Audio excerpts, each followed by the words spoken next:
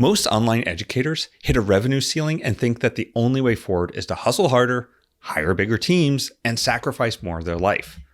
But what if the path to growth is actually about doing less, not more? In this episode of Data Beats Opinion, we're talking to Olly Richards, founder of StoryLearning and a powerful business coach. We're diving into how to build a multi-million-dollar education business while maintaining your sanity, why most delegation leads to disaster, and how to know when it's time to step back from the business you built without watching it crumble. Let's start the show.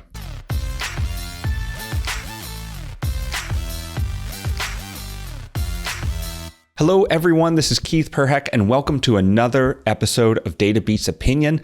I'm here today with Olly Richards, who is the founder of StoryLearning and took his learnings from StoryLearning and turned it into a mentorship where he helps other people understand the success that he had building StoryLearning.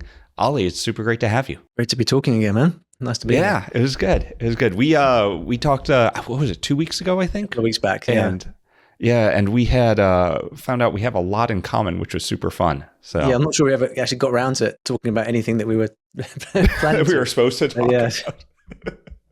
Yeah, and for people listening, so Olly, you created StoryLearning. You're the founder of StoryLearning, which is teaching people how to learn language through stories.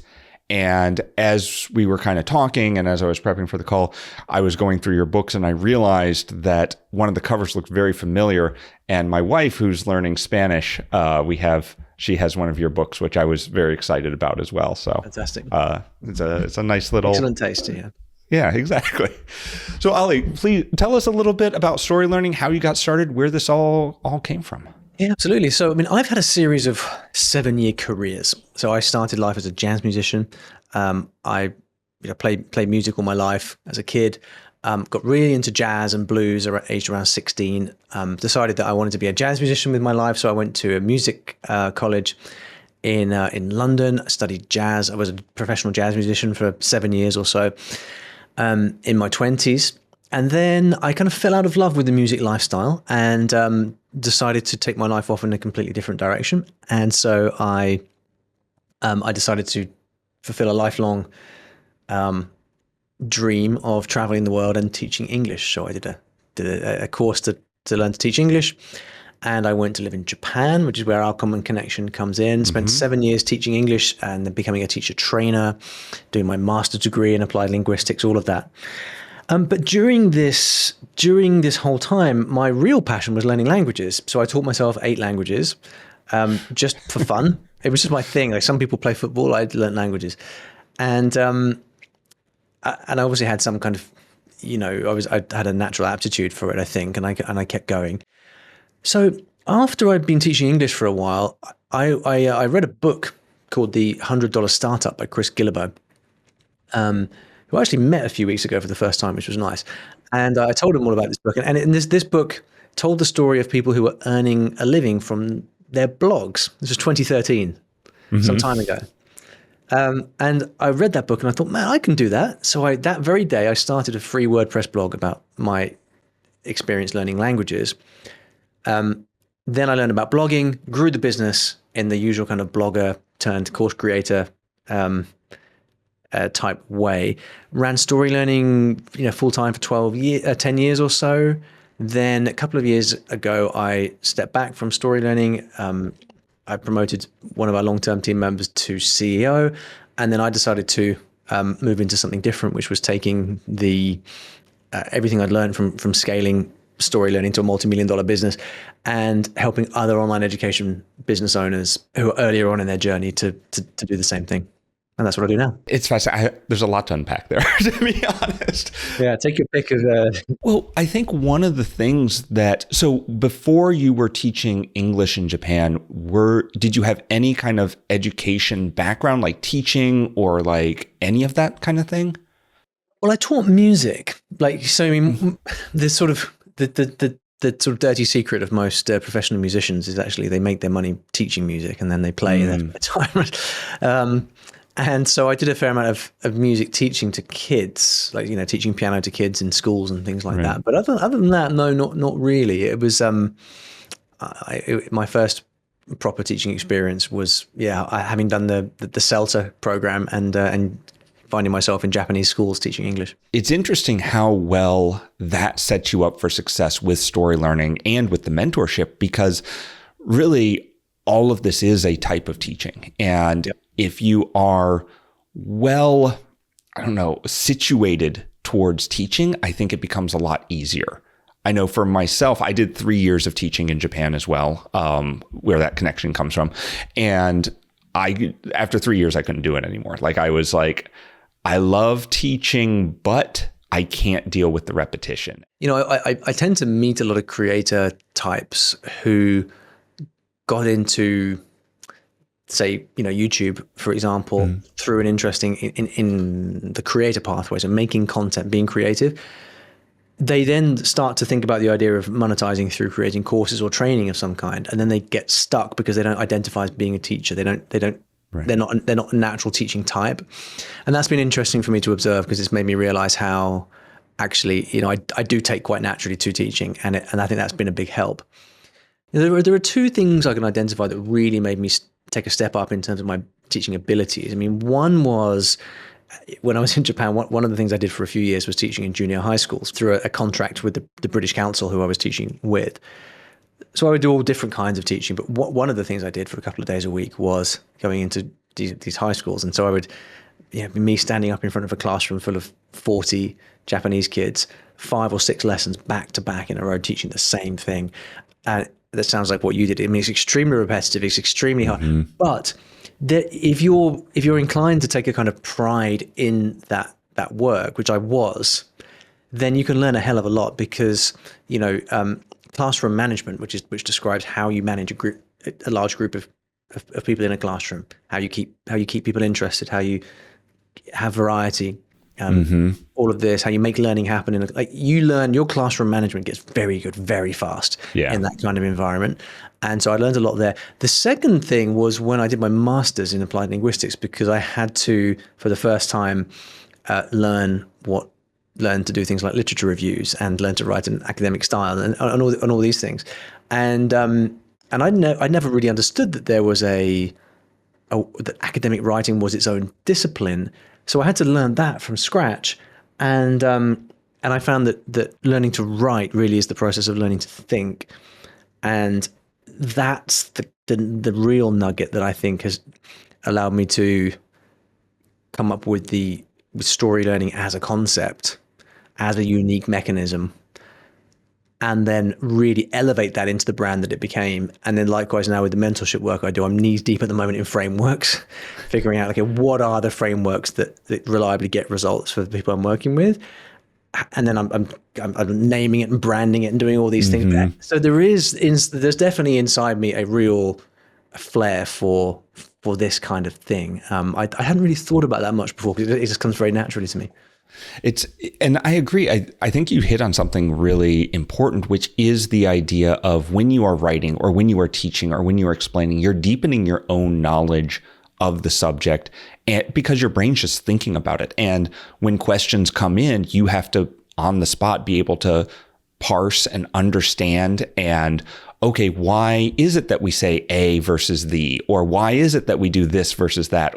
And we start thinking about frameworks and why things are built, and we research. And I'm thinking back to whenever I'm teaching things, and really it does the writing, the taking it out of my brain and putting it into something else is a focus strategy to better understand the thing. Because when it's in your brain, you tend to gloss over the easy stuff, right? It's like, oh, we'll do this and then we'll do this. And this middle part that I don't really understand, well, that'll just be done, right? And when you actually have to put it to paper or put it to whatever, it forces you to think through all that stuff. Yeah, it really does, and it all takes time, and it's always a work in progress, and the job never ends. For me, the challenge personally is, can I keep going for long enough to not get bored and move on to the next thing, which has always been the issue for me in my career. I do something for like 7 years, 10 years, and then it's like, right, that's it. I'm doing something else now.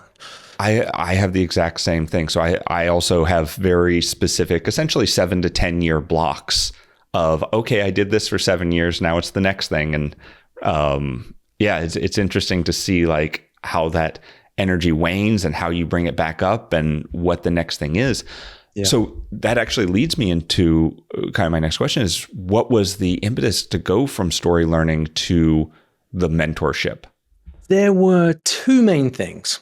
The first thing was that after 10 years, I was starting to feel like the business that was StoryLearning was starting to mature, and the path forward for the business was going to have to look very different. So what got us here wasn't going to get us there. That was quite obvious to me. And I had started to spend more and more of my time on management type stuff. And that's not my natural stomping ground. I'm a creator, I'm a starter, I'm not a manager. And that became quite obvious to me when I watched my own energy. I started struggling with my own energy and motivations the more time I would spend in spreadsheets and P&Ls and things like that, management meetings, and it wasn't me. And so I think a lot of founders get to this point where they realize that they've got the business to where they can, using their unique skill set, but what has to happen moving forward is going to be something different. So I kind of had this acknowledgement that given where my energy was, and life and age and all of that, I didn't feel like I felt like in a way that I could continue to work full time in the business, but I was getting diminishing returns on my effort and my input, and I felt like I could, and that was starting to frustrate me a little bit, and I felt like we needed fresh blood and a different type of person to lead the business forward. So there was a sense in which I knew that I wasn't really up for what was going to come next, and so there was that impetus.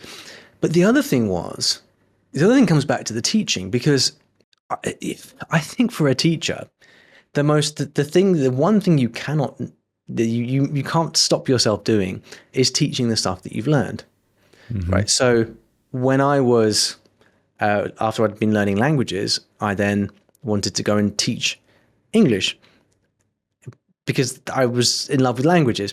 When I had developed a skill as a teacher, I then wanted to go and do that in the blog format and actually teach more people how to learn languages.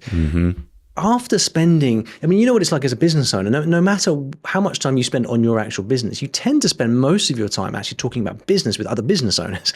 And that was exactly what happened with me, right? So by the time we reached the year 10 of StoryLearning, I was spending half my time just replying to WhatsApp messages from friends or people I knew who were like, Olly, can you give me some advice on this? What should I do here? What should I do there? I was spending half my time just helping people out with business anyway. And so I found my energy naturally drifting towards that.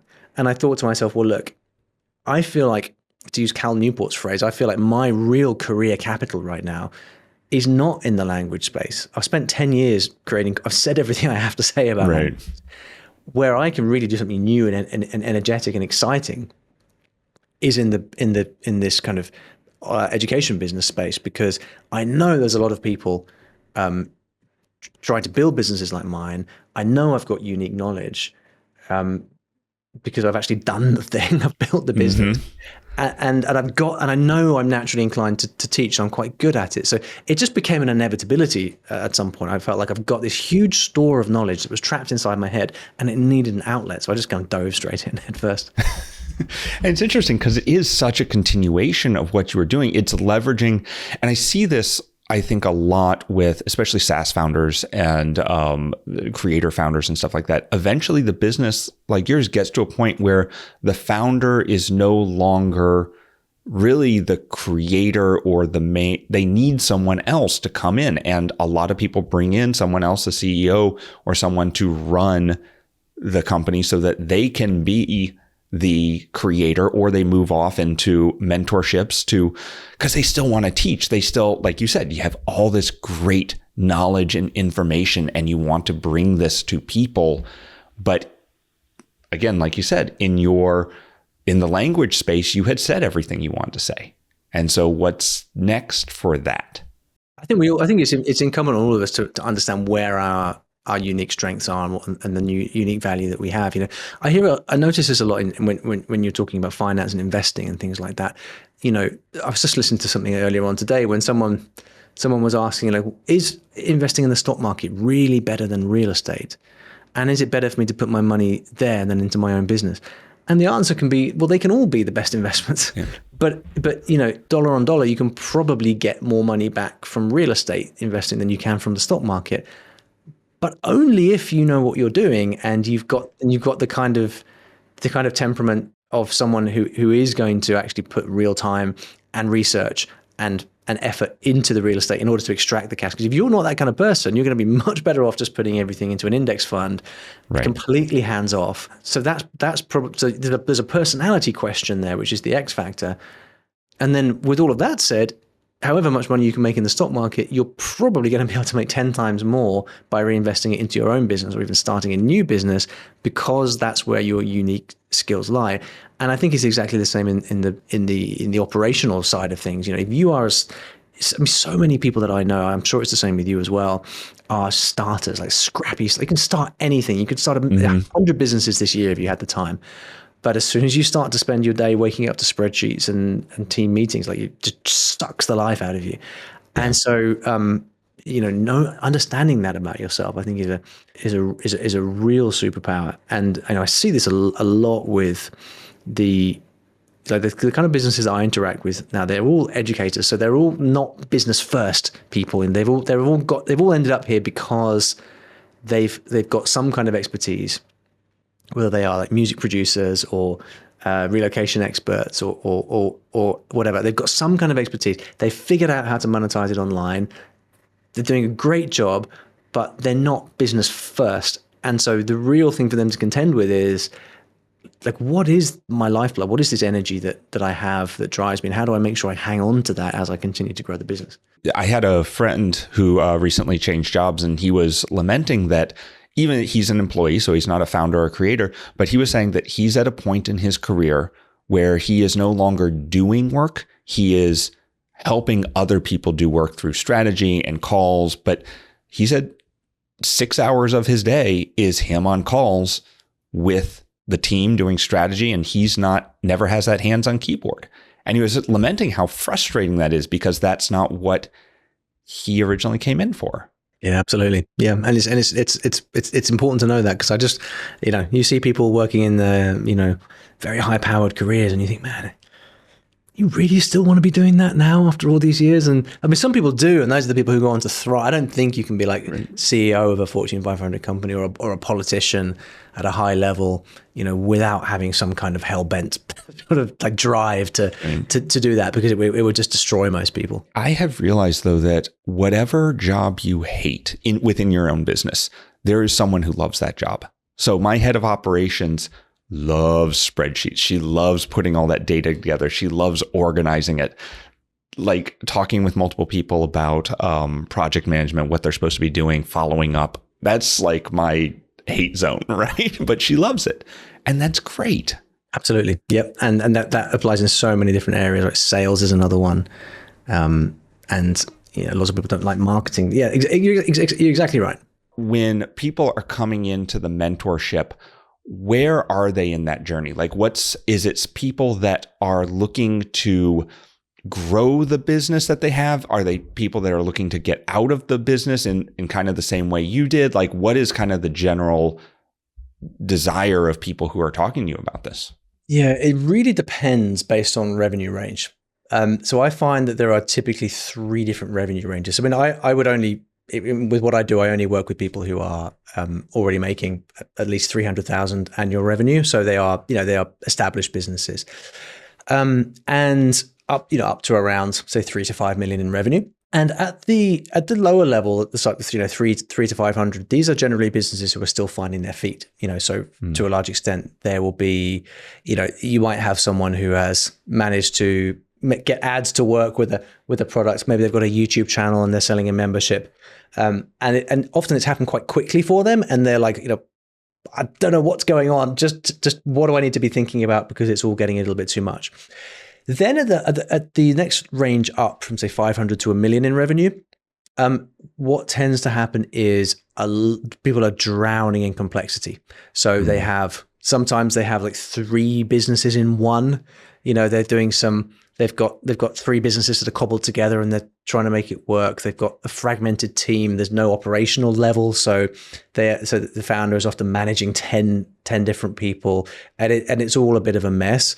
And then from 1 to 3 million businesses in this revenue range, I mean, it's interesting. Most of the people that I work with in this range, they actually don't want to grow much more anymore. They want their life back. This is the common theme. So, it can be because in some cases they're usually quite established businesses that have been around for 10 years or so. And then the typical problems you see are a lot of legacy team creeping in. So people that have been in the business with them for 5+ years, are they really needed anymore? Possibly not, but they're on very big salaries and bonuses and stuff like that. You've got tens of thousands of dollars of subscription costs. You've got the founder has invariably sort of tried to remove themselves from the business, but a bit too much now. So you've got freelancers and marketing who are writing all of the email comms and scripting the videos. So everything kind of feels a bit flat, and the business has lost all of the stuff that made it unique. Mm-hmm. And so the work we tend to do there is a lot around simplification. So where is the 80% of the revenue coming from? What is all the stuff that's not being needed anymore? How do we get the profit back up from 10, 20% up to 30, 40% so you can actually end the year with some money? And then how do you live a simpler life? Because a lot of people at this stage, they're making 2-3 million a year. They don't want to make any more than this if it means more of the same. They want they're starting to think, they're starting to remember what they got into this for in the first place. And thinking, I'm supposed to be enjoying this. I'm supposed to have a bunch of free time. Like, let's make this happen.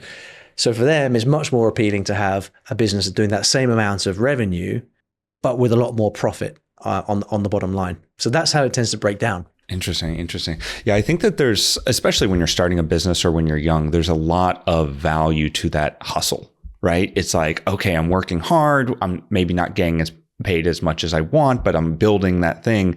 But at some point you reach that level where it's like, okay, I'm making the money, but I'm still hustling just as hard. And it's like, is that worth it at this point in my life? And I think it's just it's a different view of what you want to get out of it. I look at it from the SaaS side a lot because I work with, I'm in the Tiny Seed incubator, and there's lots of SaaS companies in there who have been doing it for 1 year, 2 years, 5 years, 10 years, 15, 20 years. And you can really see the difference in the value that people are putting on time, money, and process is really, I think at the end of the day, the three kind of levers there. I mean, there are many different types of founders, right? And I'm, it's always been quite evident to me that what you could classify as like creator or educator type is quite unique. I mean, most people in this world, they want to build the lifestyle business. They want a business that will pay them, say, a good 6-figure profit per year, while only working like a couple of days a week. That's what people want.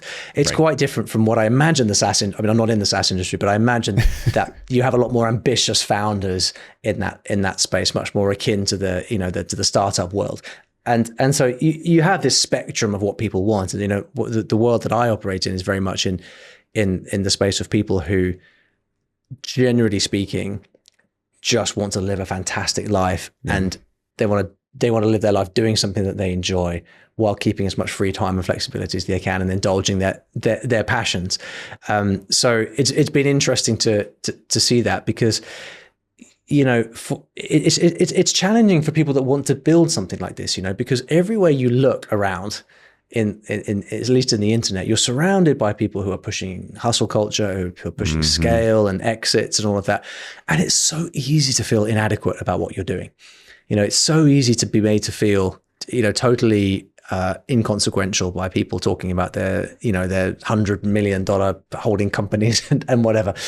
And so I've had to learn myself over the years, like, to just what my ego tries to do to me and what it will try to push me towards. And I think this is a journey that everyone has to go on to understand what it is that they're really trying to do, to stay connected with that, and to not drift off into goals which are not authentic to themselves, and to pursue something that's not what they want out of essentially peer pressure. Yeah. And I think 100% agree. And I see this with myself as well, where I see other creators or other founders or people finding a marketing channel or a growth channel, I should say, that works well for them. So I have a lot of friends in the build in public community where essentially they are sharing every day on social what they're doing, really kind of opening up the curtain to how the business works and do all that. And I'm like, man, that's so great. I would love to do that, but that's not me. Right. And so I look at different people and I'm always like, oh, I should totally do that. But that's not me. That's not, like you said, being true to myself and what my skills are. And people are like, oh, well, you can fake it. And I really feel you can't. Like, maybe a little bit, but it's really hard to keep that energy going day after day, week after week, month after month, year after year, if it's not something you believe in, it's not true and core to yourself. Unless you're like, no, you can totally fake it. When you can fake it for a period of time. For a period, yeah. But I think, that's something that comes with age, I think, is like the ultimate victory and the ultimate win, I think, with all this stuff is understanding what alignment means to you. It's understanding what winning is for you, and that, but that's difficult because it involves also having a wider understanding of your life and what it is that you value in life. And I think a lot of people, you'll very often hear a lot of people discovering too late that actually they could have spent more time with their kids and they could have spent more time with their family, prioritizing. I mean, you hear it so often, it's cliched. But I mean, I don't know about you, but I certainly find that the more time goes on, the more that I sort of start to realize that is all that matters in the end. And, it doesn't matter how many more zeros you add onto what you do. It stops mattering at a certain point. So, the concept of faking it as a growth tactic, fair enough if that's the game you want to play. But I've certainly found that the more I pay attention to what I want from life, and the more I tune out from the general noise, and have the confidence and the courage to respect my own, what I know to be true inside me, and to respect what I feel like I want in my life, the better things get across the board. I have generally felt like is a growth, and I hate to put this in like growth and business terms and stuff, but it really is, I feel, that helps people connect with other people. And as part of business and as a creator and as a teacher, connecting with your audience and connecting with the people you're helping is your number one job, right? To understand where they're at and to lead them to the next role. It's interesting. I saw a very heated debate on LinkedIn about this the other day because, I found it interesting because I tend to agree. The problem with authenticity is that it can be faked, and authenticity as a tactic can be manipulated. And so, we've all seen examples of oversharing and performative vulnerability and things like this. And it can be, marketers ruin everything, right, including authenticity. We really do. But I think done well, it's important. And, certainly with, I've noticed on the marketing side, I've had to learn a completely new bag of tricks transitioning from StoryLearning to my business brand at OllyRichards.co, because I've gone from selling low ticket courses. And I mean, now we do language coaching as well for people who want to learn languages in a more intensive way. But for the most part, StoryLearning has been a course business. Transitioning from that towards selling quite expensive, high ticket one-to-one stuff, it requires a completely different kind of selling. And in fact, selling is even the wrong word, because you can't sell something like that. You have to create the desire for it and to attract people towards it, which is, why for everything I do, it's like I do zero outbound or direct response type work. Is all application based, with no deadlines, no urgency, no scarcity, nothing, because it just doesn't work. It has to be an attraction based thing. And so for something like that, the true version of authenticity, I think, is your greatest weapon. You can't do it without authenticity, because someone has to feel ultimately that, if you're going to choose someone to work with very closely for a period of time and invest a lot of money into it, it's actually not about the stuff.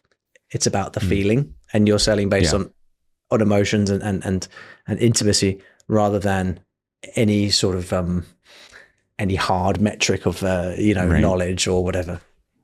Yeah, it's the conversation, it's the connection that you have. I think you use the perfect word there, intimacy. It's the intimacy between the mentor and the mentee more than it is, I have this amazing nurture sequence that's going to get people to get on a call and then I'm going to sell them on the call. Like back when we were working with clients through the agency, we always talked to our clients about that. And it's like, you can't come at this with, this is a sales call, it's a conversation. And every time we brought on a client, we never treated it as a sales, we treated it as a conversation. It's like, are we the best person to help you? I don't know, let's figure it out. If it's not, then we don't want to be there because we don't want to waste your time. We don't want to promise things that we're not deliver. And I think at the end, that is part of that authenticity. That's part of, I don't want to say moralness, but to a degree, I think it is. It's part of, there's something greater than the business success and greater than the money. And it is being useful to people. In my mind, at least. You know, when I was playing jazz, I always used to think that if I could become the best jazz pianist in the world, then everyone would just want to invite me to play in their band, and that's the way in. At first, you get really good, and then you get asked to play with people because everyone wants to play with you.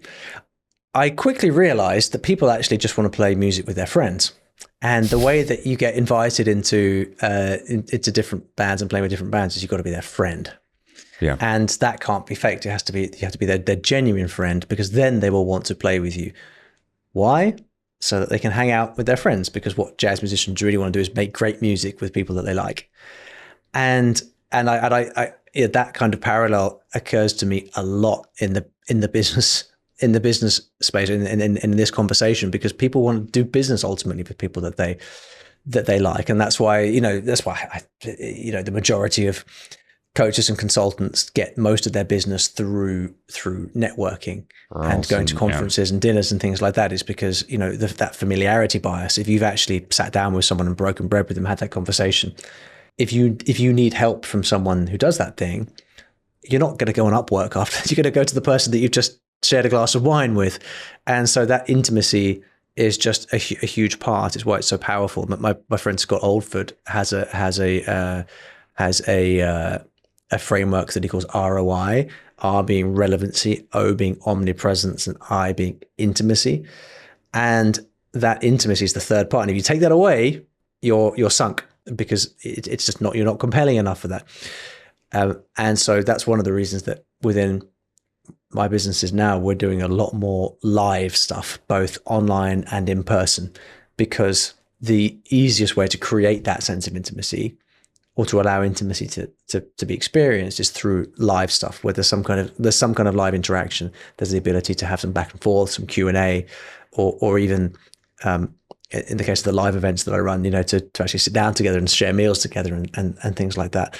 So, yeah, and not to use the dreaded A word, but as the world starts to change and everything gets taken over by machines, it's the only advantage we have left. It's that as Ryan Levesque calls it, this real is going to be the only advantage left.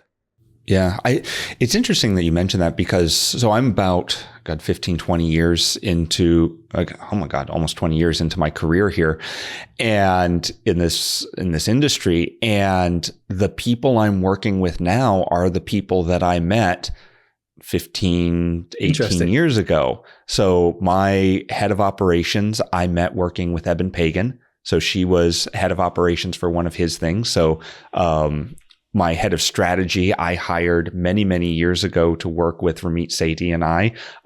One of the people that is really big, one of our biggest clients, or one of our biggest customers, the head of their design is the person I met working with Ramit. Like, the world is very small, and all the people that I'm doing these partnerships with or doing business with and doing all this stuff are the people I've met along the way and built those relationships with, not in a, hey, I'm going to build a relationship. We just met at a conference and hit it off. And now we're doing stuff together. And it's like, it's fun when you do work with your friends. Like So I'm curious then. So, I've been doing this for about 12 years now. You've been doing this for about 20 years. You've been doing it for a lot longer than me.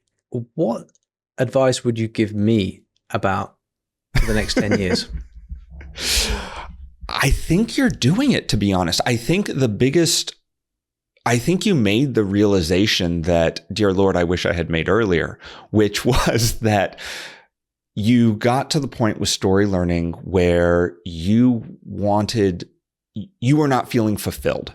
You had more that you wanted to bring out, but you knew you weren't going to be able to take it there on your own. And you had lost, maybe not lost, but you had done everything you wanted to do with it. And so that realization, I think, is the number one thing, which is stay where you are effective and love. Because if you push yourself into something that you don't love, you don't get the returns anymore. Like everyone talks about their special something. I can't, the word's not coming to me right now. But their special talent, their special thing that they love to do, their special, like almost superpower. And what is it that you bring to the table that no one else can, that also ignites you? Because the more excited you are about whatever you are doing, the more excited everyone else listening to it is going to be. And the more excited they're going to make you, because you're creating this feedback loop of, this is the thing I love. Everyone's excited about the thing that you love. They're bringing their own things into it. And then you feed off of that. And it's just this beautiful loop.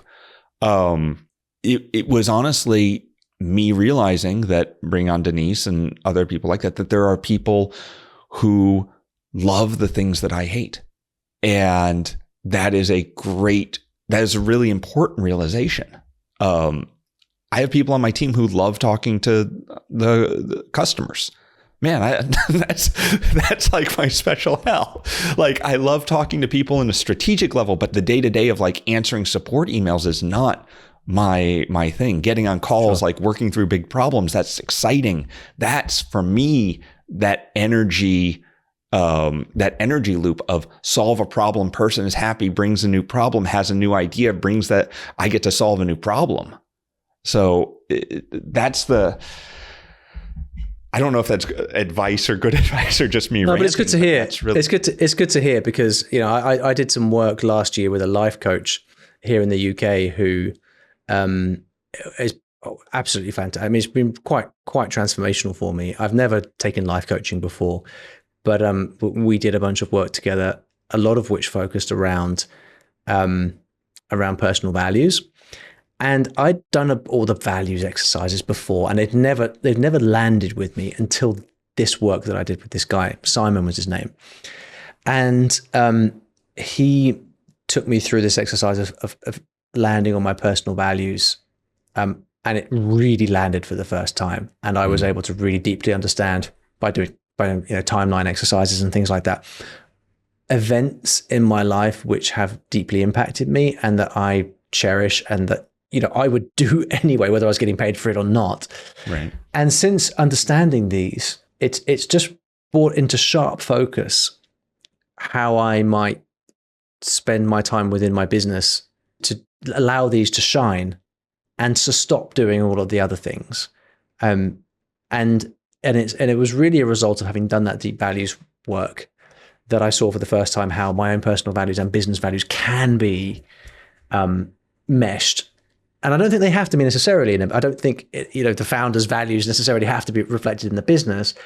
But if you're running the kind of business which is your life and you're heavily involved in the business, then by God, it makes it a lot easier if they're all aligned. Yeah. I do love the fact that lifestyle business went from being a pejorative to like something that we're all trying to accomplish, which is wonderful. Like, I don't need to make $1 billion.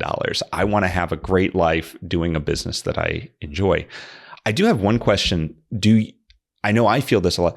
Do you ever feel, or do your clients ever feel the pressure of this is the thing that I love. This is the thing that I love to do in the business, but I'm the founder. I need to be doing this other stuff as well that I don't love because that's what founders do. I mean, I've got to be honest, that doesn't come up so much. I think the way that manifests itself mostly is with difficulty delegating and difficulty. I mean, I think most people that by the time that they get to work with me, they've been around the block a few times. Like, they understand that delegation is a thing and that they have to get other people involved.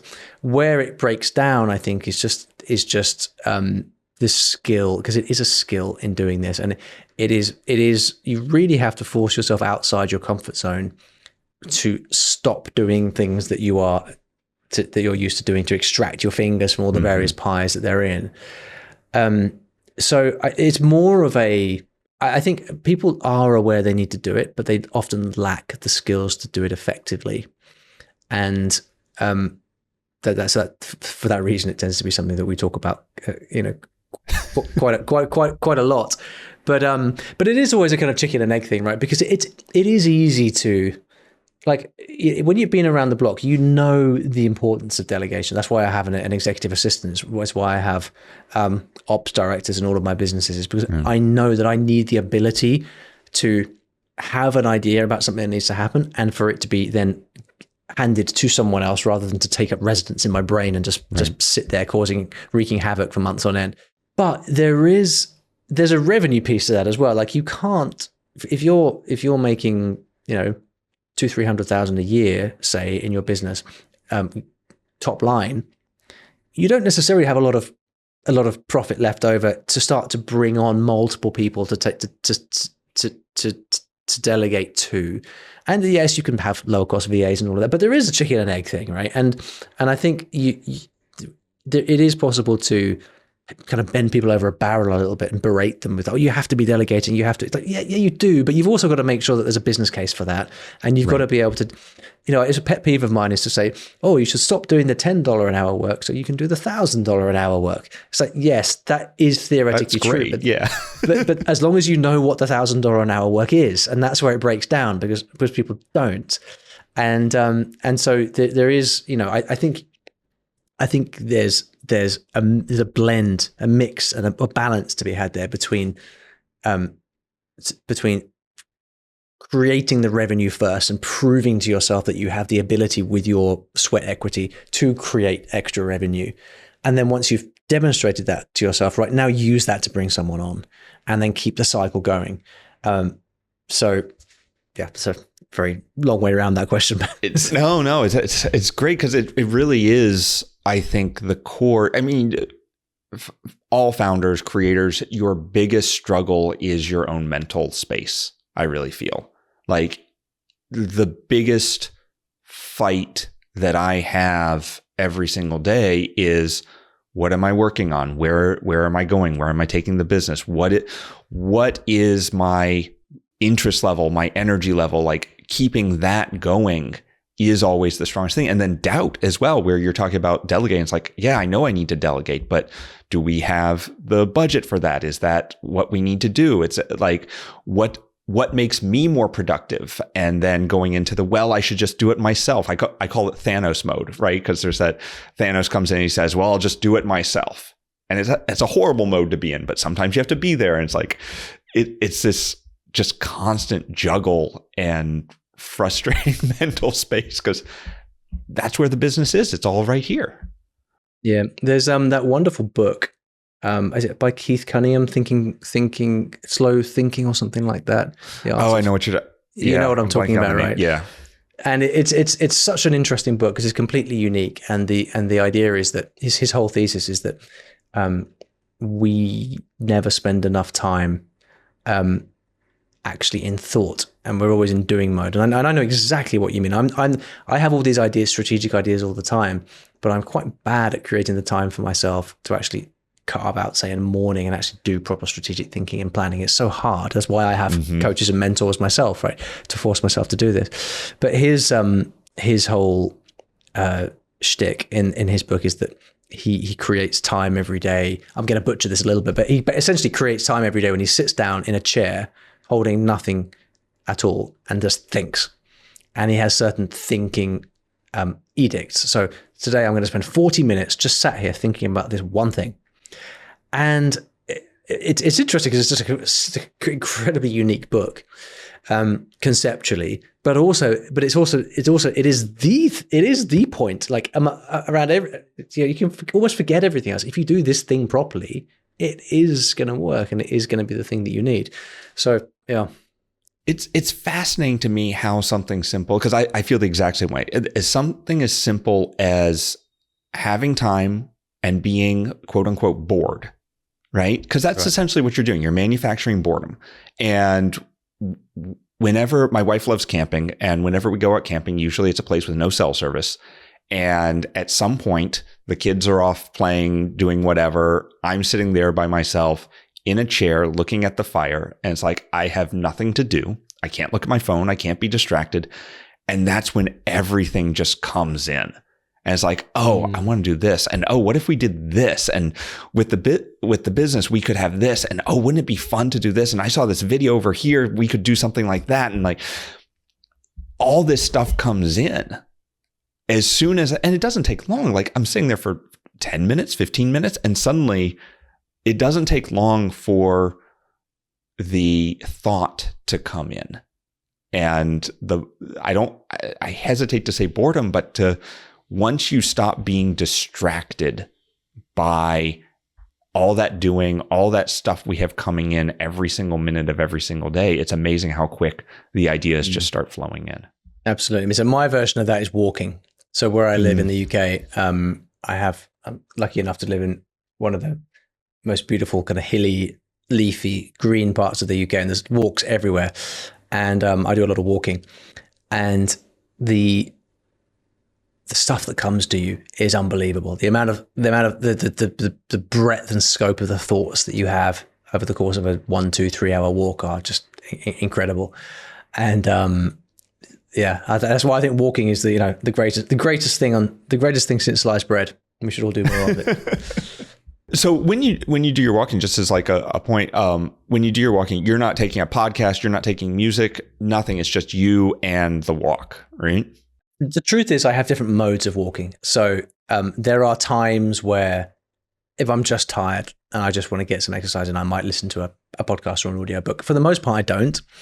There are also times, truth be told, when so when I do my one-to-one stuff, people can message me directly. So there are times when I've got like 20 messages stacked up, and I'll use my walk just to work through and reply to everybody. But that's like the minority of the time. For the most part, I leave my phone at home. I leave my headphones at home, and I just walk, and I have nothing at all. Because for that exact reason, I want the silence to actually allow thoughts to enter. The thing I found to be very frustrating was often over the course of a long walk, I'd have like 25 amazing ideas, and I would never have a pen and paper to write it down. So one thing I actually did on my Apple Watch, I've got this app called Epiphany that my friend Troy created. And what Epiphany does is you tap it, you can speak into it, record a voice note, and it will send it directly off to your Notion or your Trello or something like that. So it's a really easy way to kind of capture ideas so that they're not lost forever. So that's a little hack for walking people. It's interesting because the back in the 80s and 90s, like it was always a cliche of the guy with the tape recorder, and he's like, I had a thought today kind of thing, and kind of making fun of that. But why? That's so great. Like we have so many ideas, and I don't want to have my phone, because then I'm going to start looking at something, or I'm going to get that distraction. But that guy didn't have Claude to just rewrite all of his notes afterwards. Well, Olly, thank you so much for taking the time. I love conversations like this. Like we started somewhere and we ended up somewhere completely different, and absolutely love the entire journey. So StoryLearning, of course. OllyRichards.co, of course. Where can people find you? What would you like people to take away from this? Sure. Well, I mean, those two links you gave are the places to go if you'd like to find out more about my language business. It's StoryLearning.com. The business stuff for you if you are into online education and that kind of thing is all at OllyRichards.co. I have YouTube channels for all of this stuff. The best place to start probably would be my case study. So I wrote a very long, it's 120 pages, and it's a case study that goes into enormous detail about how my language business works. And I break it all down, how the marketing works, how we do email, how we do sales, how I think about product, team, finances, lifestyle, all of the stuff that we've touched on here. And it's completely free. You can download it at ollyrichards.co. So if you'd like to find out more about everything I do, that's the place to go. Yeah, and we'll link that directly as well in the show notes. Olly, thank you so much for joining us. This has been, I absolutely love this. I had a great time. Really good talk. Same here. Great to talk. Cheers.